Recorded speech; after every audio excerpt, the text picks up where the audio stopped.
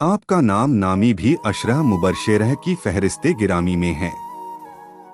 मक्का मुकर्रमा के अंदर खानदाने कुरैश में आपकी पैदाइश हुई।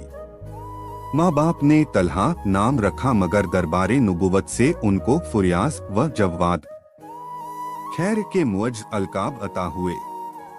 यह जमाते सहाबा में से पहले ईमान लाने वाले की लाइन में हैं।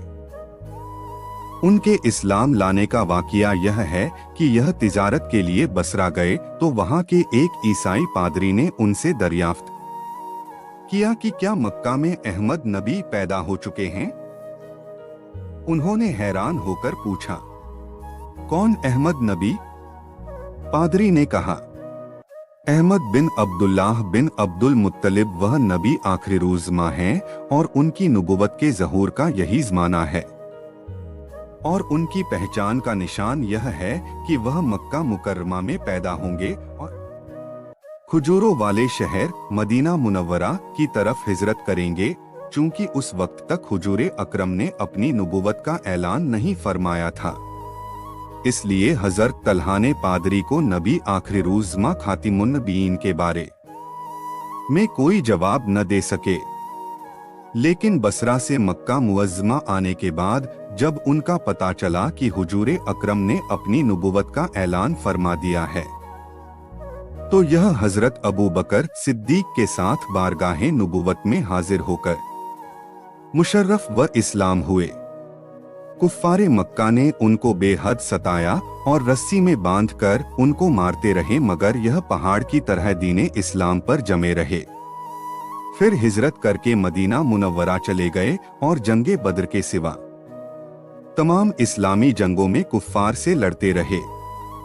जंगे बद्र में उनकी गैर हाजिरी का यह सबब हुआ कि हुजूर अक़दस ने उनको और हजरत सईद बिन जैद को अबू सुफियान के काफिला की तलाश में भेज दिया था। अबू सुफियान का काफिला समंदर के किनारे के रास्ते से मक्का मुकर्रमा चला गया और यह दोनों हजरात जब लौटकर मैदाने बद्र में पहुंचे तो जंग खत्म हो चुकी थी।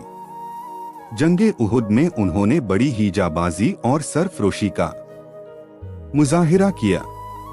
हुजूर अक़दस को कुफ्फार के हमलों से बचाने में चूंकि यह तलवार और नेज़ों की बौछार को अपने हाथ पर रोकते रहे, इसलिए आपकी उंगली कट गई और हाथ बिल्कुल बेकार हो गया था और उनके बदन पर तीर व तलवार और नेज़ों के 75 ज़ख्म लगे।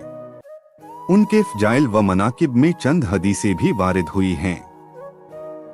जंगे उद्दुद के दिन जब जंग रुक जाने के बाद हुजूर अकरम चट्टान पर चढ़ने लगे तो लोहे की ज़िरा के बोझ की वजह से चट्टान पर चढ़ना दुश्वार हो गया।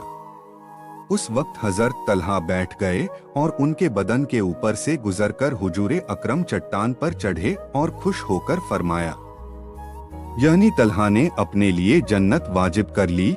इसी तरह हुजूर अकरम ने यह भी फरमाया, ज़मीन पर चलता फिरता शहीद तलहा है।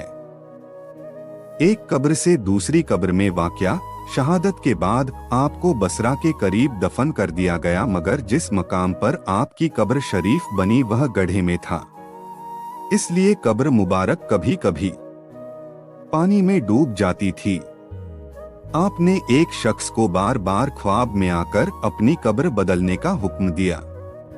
चुनांचे उस शख्स ने हजरत अब्दुल्लाह बिन अब्बास से अपना ख्वाब बयान किया तो आपने 10,000 दिरहम में एक सहाबी का मकान खरीदकर उसमें कब्र खोदी और हजरत तलहा की मुकद्दस लाश को पुरानी कब्र में से निकालकर उस कब्र में दफन कर दिया।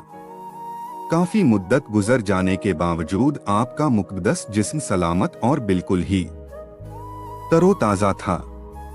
किताब अशरे मुबश्शिरा स 245 तबसेराह गौर फरमाइए कि कच्ची कब्र जो पानी में डूबी रहती थी, एक मुद्दत गुजर जाने के बावजूद एक वली और शहीद की लाश खराब नहीं हुई। जो हजरात अंबिया खासकर हुजूर सैयदुल अंबिया के मुक़द्दस जिस्म को कब्र की मिट्टी भला किस तरह खराब कर सकती है। यही वजह है कि हुजूर अकरम ने इरशाद फरमाया, यानी अल्लाह ताला ने अंबिया के जिस्मों को ज़मीन पर हराम फरमा दिया है कि ज़मीन उनको कभी खा नहीं सकती। इसी तरह इस रिवायत से इस मसला पर भी रोशनी पड़ती है कि शोहदाए किराम अपने जिंदगी की जरूरतों के साथ अपनी अपनी कब्रों में जिंदा हैं, क्योंकि अगर वह जिंदा न होते तो कब्र में पानी भर जाने से उनको क्या तकलीफ होती।